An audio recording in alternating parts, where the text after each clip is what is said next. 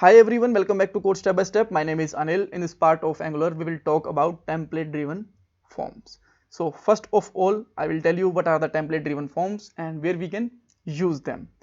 After that, we will create a simple form, and obviously we will use template driven method to create this form because we have a two-way to create the forms in Angular. One is template driven form and second one is the reactive. Template driven forms are discussing here in that video, and we will discuss the reactive form in the upcoming videos.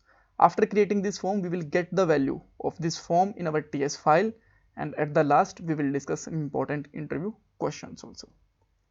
So let's start with the first question. What are the template driven forms? So the forms which are handled in our template file. So what is the template file? So here you can see that we have app.component.html file. To this HTML file, we basically call them template file because here we write our template. And one more thing, so in app.component.ts file, we call it class file, right? So the forms which are handled inside the template file, we basically call them template driven forms. So what kind of handling we are basically do here? So getting and setting of form values, apply the validation, show the error message, everything we will handle inside our .html file, right? And they are suitable for short forms when we have max to max 8 to 10 fields. That time template driven forms are best, right? But when we have a very large forms and we have lots of input fields like 20 fields or 30 fields, that time we have to use reactive forms. But how we can use them, we will learn in the upcoming video. Here we are discussing template driven forms. All right, so now let's create a simple form and then we will get a value from it. So let's create a form here, and when we are creating a form in Angular, we don't need action, so we can remove it. After that, let's define some input fields, and here I can add here name. Let's say name is same for that file because we are entering the name and password, right? And then placeholder like enter name or something. After that, we can add some br tag so that we can maintain some space between the input fields. You can use the CSS also to maintain the fields, maintain the space, but we are running short of the time. That's why I am using the br tags, right? But this is not the right way, and we are not focusing here on style. That's why I am not going to use the style. All right, after that, the name can be password, and here we can put the type password also.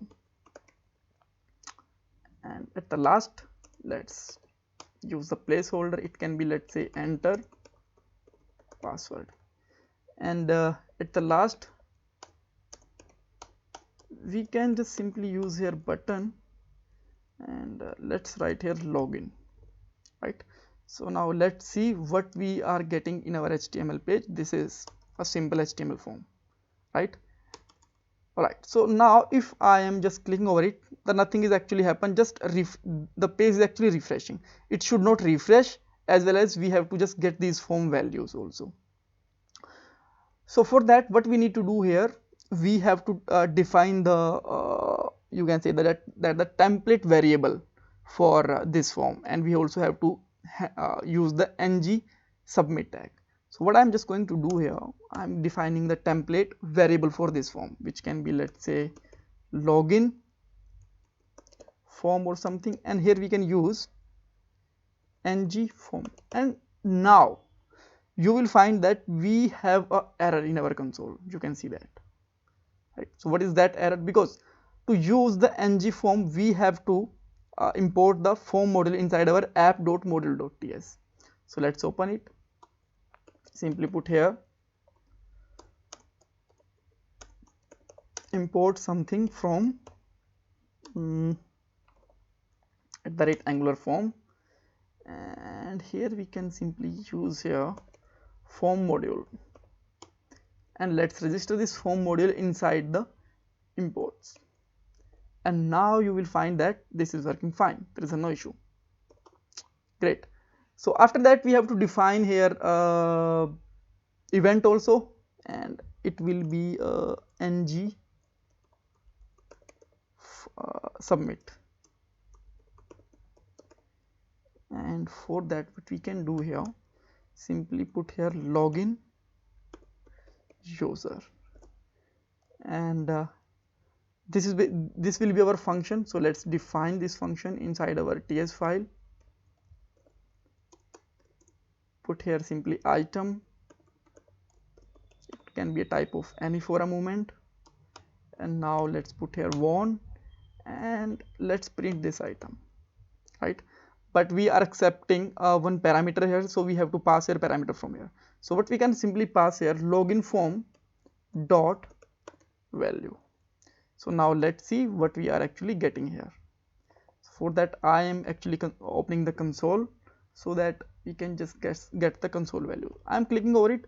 You can see that we are getting blank value. So if I'm just writing new value also, because these are the auto-filled values by browser 1 2 3, still we are getting nothing.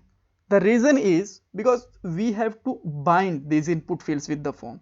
How we can simply bind them? Just use here ng model with the both of field. If you only bind one field, then it will show the data only for one field. So let me put here Anil, password is let's say 1 2 3, and we are getting it. That's fine.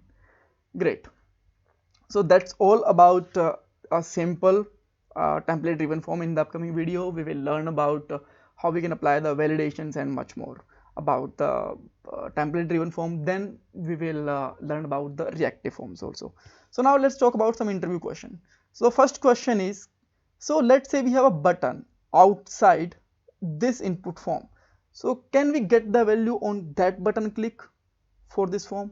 The answer is yes. So let's say I have a button here, and button type, let's say outside login or something, we are text it, and we have a click event here, right?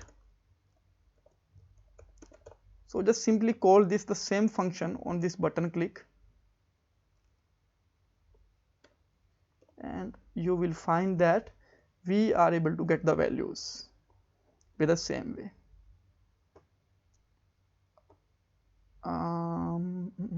I think it just need a refresh.